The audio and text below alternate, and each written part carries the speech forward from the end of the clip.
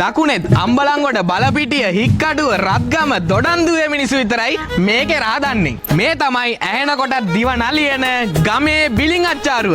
Hi guys, ඔන්න මම video එක පටන් ගන්නකොටම කියනවා මේක හදන්න ලේසි නෑ. ඔයාලා කලින් බිලිං දැකලා තියෙනවද දන්නේ නෑ. ඒ වුණාට අපේ ගැමියා අයියා මෙන්න මේ විදිහට බිලිං කනවා. අපි try කරලා බලමු මුලින්ම කොහොමද රස කියලා. මට නම් ගානක් නෑ. ලංකාව වටේටම බිලිං හැදෙනවා. ඒ වුණාට මේ බිලිං අවාරේ බොහොම අමාරුවෙන් තමයි මේ ටිකත් හොයාගත්තේ. සමහර පැති වෙලා අය මේකෙන් හදනවා අමු බිලිං අච්චාරු, ඒ වගේම බිලිං කරි එක. ඒ වගේම බිලිං චට්නි. මම අද හදන්නේ ලොකු ප්‍රොසෙස් එකක් තියෙන, හදන්න ටිකක් අමාරු. ඒ වුණාට මගේ ජීවිතේ මම කාපු රසම සයිඩ් ඩිෂ් එක තමයි මේක. බිලිං ටික හොදගෙන තියෙන්නේ. අපි දැන් මේ බිලිං ගෙඩිය 4ට පලා ගන්න ඕනේ. මේ විදිහට බිලිං ගෙඩිය අපි 4ට පලා ගන්නවා. මේ විදිහට අපි බිලිං එක වාදනයකට දාලා මේකට අපි ලුණු ටිකක් කියගෙන අවුවේ වේල ගන්නවා. දවස් 6-7ක් මේක වේල ගන්න ඕන.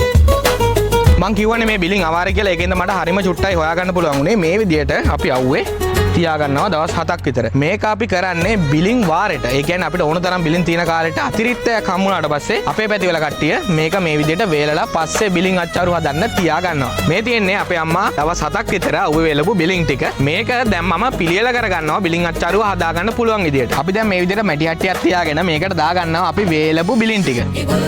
මම දැකලා තියෙනවා ගොඩක් කට්ටිය මේක හදද්දී මේක තෙලෙන් බදිනවා. ඒක වැරදි රෙසිපියක්. අද මම කියලා දෙන්නේ හරියටම කොහොමද බිලිං අච්චාරු හදන්නේ කියලා. මම මේක තඹ ගන්නේ මේ තියෙන්නේ ලුණිජ්ජ. ඒ කියන්නේ ජාඩි වල ඉතුරු වෙන වතුර. මේක මාරම ෆ්ලේවර්ෆුල් දෙයක්. අපි මේක දාලා පොඩ්ඩක් තඹගමු. ඇඹුල් රසයි ලුණු රසයි නියමෙට මේකට කලවම් වෙනවා. මම ඉපදුනේ ගාල්ලේ. ඒ වුණාට අපේ ආච්චි අම්මා අම්බලන්ගොඩ, දැන් ඉන්නෙත් අපි අම්බලන්ගොඩ. මම තකහණියක් එනවා අම්බලන්ගොඩ මේක කන්නම. ඒ තරම් රසයි. සිංහල අවුරුදු කාලේට අම්බලන්ගොඩ බලපිටිය රත්ගම මේ පැතිවල මිනිස්සුන්ගේ අලුත් අවුරුදු මේසේ වරදින්නෙම නැති කෑමක් තමයි බිලිං අච්චාරු. මේක අපි ටිකක් කළු පාට වෙනකම් මේ විදිහට තඹගමු. හාල් හුණ්ඩුවෙන් තමයි වේලපු බිලිං මයින්නේ. මම ඉතින් අරන් තියෙන්නේ එක හුණ්ඩුවයි. මෙන්න මේ ප්‍රමාණය එනකන් විනාඩි 5-10ක් ඇතුළත මදගින්දරේ අපි මේක තඹ ගන්නවා. මම කියවනේ මම මේක හදන්නේ සාම්ප්‍රදායික විදියට. ඒ හින්දා මම කිසිම කුළු බඩුවක් කඩෙන් අරගෙන නැහැ. මම මෙතෙන්දී හදනවා මේකටම අවශ්‍ය බැදපු තුන පහ එක. සමහර අය බැදපු තුන පහ පාවිච්චි කරනවා. ඒ වුණාට මේක මම දැන් හදනවා. අපි අරන් තිනවා කොත්තමල්ලි යට, සූදුරු, මහදුරු, රම්පේ, කරපිංච ටික මම වෙනම බැදගෙන තිනවා. කරාබු නැටි, එනසල්, කුරුඳු, ඒ වගේම මිරිස් කරල්. මේ තුන පහ එක හදාගන්න මුලින්ම අපි කොත්තමල්ලි යට ටික ගන්නවා. මේක ටිකක් බැදීගෙන එනකොට තමයි අපි අනිත් කුළු බඩු ටික දාගන්නේ. දැන් කොත්තමල්ලි ටික බාගෙට බැදීගෙන එනකොට අපි දානවා සූදුරු, මහදුරු. මම දැන් දා ගන්නවා කරාබු නැටි, එනසාලු. ඒ වගේම කුරුඳු කෑල්ලක්, රම්පේ. ගම්මිරිස් ඇට ටික උත් දා ගන්නවා.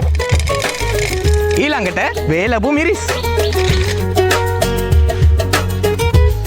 මේක දැන් හොඳ ගානට බැදිලා තියෙන්නේ. දැන් අපි මේක කොටා ගමු. මම කලින්ම කිව්වනේ බිලිං අච්චාරු කියන්නේ ලේසියෙන් හදන්න පුළුවන් එකක් නෙවෙයි. ඒක හින්දා මම බැද ගන්න දේවල් කලින්ම බැදගත්තා පිරිසිදු පොල් තෙල් වලින්. මම අරගෙන තියෙන්නේ වේලපු බිලිං එක හුණ්ඩුවයි. ඒකට රට ලුණු කිලෝ එකක් මම බැදගෙන තියෙනවා. රතු ලුණු ග්‍රෑම් 500ක් මම බැදගෙන තියෙනවා. බැදපු කරපිංච, ඒ වගේම හාල් මැස්සෝ කරවල ග්‍රෑම් 400ක් මම බැදලා පොඩියට කඩාගෙන තියෙනවා. මීට අමතරව පොල් විනාකිරි දෙහි තමයි අපිට ඕන වෙන්නේ. ඔන්න දැන් අපි බිලිං අච්චාරුව මික්ස් කරගන්න යන්නේ මුලින්ම බැදපු රටලුණු. ඊට පස්සේ බැදපු රතුලුණු. බැදගත්ත හාල් මැස්සෝ කරවල ටික අපි තවත් පොඩියට කඩාගමු. ඊළඟට බැදගත්ත කරපිංච ටික.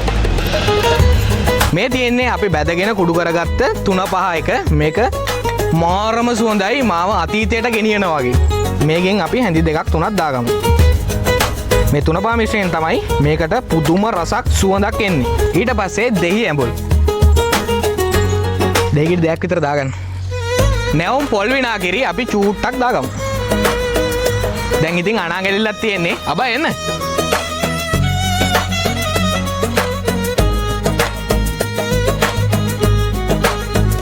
බිලිං අච්චාරු අනද්දී මේක හොඳට පොඩි කර කර තමයි අනන්න ඕන. තව පොඩි සීක්‍රට් ඉන්ග්‍රීඩියන්ට් එකක් තියෙනවා. මොකද බිලිං අච්චාරු ටිකක් තියෙන්න ඕන ඔයිලි ගතියට. මම මේ හැම දෙයක්ම බැදගත්තු තෙල් එකෙන් පොඩ්ඩක් මේකට දාගන්නවා. මේක අනද්දී හොඳට මිටි ගගා තමයි මේ වගේ අනන්න ඕන. අනිත් එක තමයි අපි මේක පළවෙනි පාර අනලා මේක හොඳට කවර් වෙන්න වහලා තියලා දවස් 3ක් යනකම් හැමදාම එකපාරක් මේ විදියට මිටි ගාලා හොඳට අනන්න ඕන. ඊට පස්සේ 4 වෙනි දවසේ අපිට බෝතල් වලට දාගන්න පුළුවන්. ඔයගොල්ලෝ මේක පාවිච්චි කරද්දී විශේෂයෙන්ම තෙත හැන්දක් භාවිතා නොකරන්නම මග බලා ගන්න. මේක මාස 4-5ක් වුණත් තියාගන්න පුළුවන්. ස්වයං රැකියා කරන කට්ටියට මේක මාර ඉල්ලමක්. මොකද මේ සාමාන්‍යයෙන් පොඩි බෝතලයක් රුපියල් 1000ක් 1500ක් වෙනවා. ගොඩක් අය හදන්නේ නැහැ. හදන්න නැති හින්දා මේකේ ඉල්ලුම වැඩි, සැපයුම අඩුයි. ලුණිජ්ජ වලත් ලුණු තිබුණ හින්දා මම මෙතනදී ලුණු දාගත්තේ නැහැ. ඒ වුණාට මම පොඩ්ඩක් රහ බලද්දී මේකට තව ලුණු ටිකක් අපිට දාගන්න පුළුවන්. මම චූට්ටක් දාගන්නවා.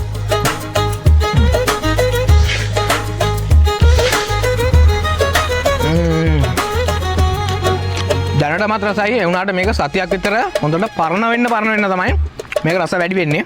දිනුස් මේක නිකන් කාලා හරියන්නේ නැහැ. කිරිපත් කෑල්ලක් නැතේ. එන්න යන කිරිපත් කන්න.